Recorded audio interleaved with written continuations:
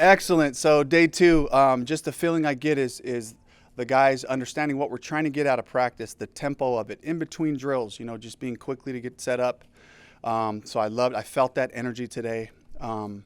Offensively, what a great day to deal with a little bit of rain, to deal with a little bit of weather early on in practice, to really heighten the awareness of the ball security, which we're harping on anyway. But we had a couple of drops. We had a ball get punched out, and just the importance of that intentionality, regardless of the weather, especially when it's wet. The flip side of that, Ajero, emphasizing it, he's been sick about the guys punching at the ball constantly, regardless of the drill, whether it's one-on-ones, 7-on-7, any of the team periods, and they were able to get a ball out in 7-on-7 with a late punch out after a catch where the receiver starts to relax. Those are the moments that we have to capture. So it's kind of interesting as an offensive coach, those things always kind of make the hair rise a little bit on my neck, but to see the defense and the intentionality was like this conflicting. He's like, that's exactly what we want. It's exactly the type of football we're looking for. And then just a little taste of situational football. We had a little end of half 2-minute drive. Defense won both series right there. It just comes down to execution, running the right routes, throwing and catching, and that's the part where we got to do a better job of offensively. I wasn't fired up about our execution today. We know what to do. We know what the plays are. We're breaking the huddle, and the details are there, but we just got to throw and catch. We got to finish those plays, And the run game, again, just another great day, stacking those days up of targeting properly, getting the running backs through the initial line of scrimmage. I was really excited about that. He said he wasn't too pleased with his practice yesterday. Can you talk about what you saw from him out there today? Who was that? I'm sorry? Xavier. I think, he's got a real great opportunity to go against one of the best corners in the NFL in J.C. Horn. What a great matchup to see those two go one-on-one. They didn't get a couple very many shots today, but yesterday Xavier had 2 opportunities against a great corner, and he kind of learned, some guys you're not going to be able to just bully and get open. You're going to have to use your skill set, your footwork, your finesse, the stems and the routes. That's where we make us. We make our team with those competitions. Think about Robert Hunt going against Derek Brown every day.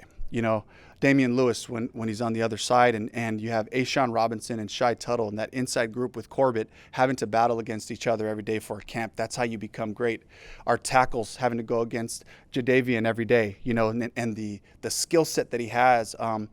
Xavier going against JC, then JC having to cover Deontay, a totally different type of mover. And so these are the matchups that we try to highlight and just show them this is how we become a great team. Iron sharpens iron. And this is how we do it. Same thing as the coaches as we start to work against each other. So great question. Typically in training camp, the defense is playing ahead of the offense most of the time. When Bryce today had kind of a string of like a bunch of completions. Yeah. When you see that early on, how encouraging can that be for an offense, but also for an offensive-minded staff? Yeah, I guess the way I'll say it is it's settling for sure to know we can execute, but we can't be streaky. We got to be consistent, because there was, if you were to ask Bryce, he's going to come up here, but, he's looking at those couple of plays where he didn't quite execute it the right way, so he's looking for the consistent performance throughout the entire practice. And we talk about finish, but it definitely settles the group to say, okay, when we function together and we're on the same page, look how good we look, so definitely. You mentioned getting that experience today with wet ball, rain. Will there be times this year that you got to go find something else, even without an indoor facility here? You're talking about just in terms of like wanting to get your work done and the weather not really allowing it. Really, the only thing I can anticipate is lightning, right? We certainly can't go outside in that, so we have a plan for that. And then extreme heat, I think, how we've designed when our practices happen, we should be able to tolerate that. I think we're talking more in the afternoons, just being creative with how we get our walkthroughs done. Back to Xavier, it did seem like he was working a lot with the ones and team drills. So is he behind because of the time he missed at the end of OTAs, or how do you explain where he is right now? Yeah, not really behind, I guess. It's just a matter of I would love for the guys on our team to earn their place, to earn those valuable reps, and he's getting a lot of work, but it is there's a measure of, for all the young guys, show us you're working hard, show us you're doing all the things the right way, so that we can go in with full confidence and trust. So it's not a knock on him for not doing those things. It's like, keep showing us who you are and showing us what you want to do. So I think there's some good motivation in that. Dave, from a mentality standpoint, when you're in this wet weather, what can you learn about your guys in terms of competing even when the conditions aren't ideal? Yeah, just watching their body language, watching the focus, making sure they look the same as they did yesterday, where we're not dealing with the wet, and all of a sudden you introduce rain, and to just watch them continue to stay focused, so that there's not this big drastic change. It's just the most minute little changes in maybe how they catch a ball, defensively, having your footing about you and all that. So I'm really just kind of looking for that. I just don't want to make it more than, for me, like, just go out in the same stuff I wear every day. So I'm just trying to show that to the guys, like, hey, another great practice and opportunity for us to learn something new. You think big picture about the defense. You went back and watched last year's games you talked about. Will this year look different than that defense based on some of those pretty drastic differences in personnel? I think we should. I think offensively, defensively, this isn't just about Panthers 2024. Everywhere I've been, every year is a little bit different. You have different pieces up front, outside in the skill spots on both sides of the ball. And I think that what I've learned about our staff on both sides is the commitment and a willingness to find who we are this year, and to continue to look forward and press into the things we do well with the new group. So I would say, yeah, to an extent, yes, there will be some things we'll do differently based on having new people, but there are those core tenets that we believe in that will come to life in one way or another. You think that this group has a chance to be really good in? My hope and my heart is that we're able to run the ball with efficiency, and that we're able to stop the run.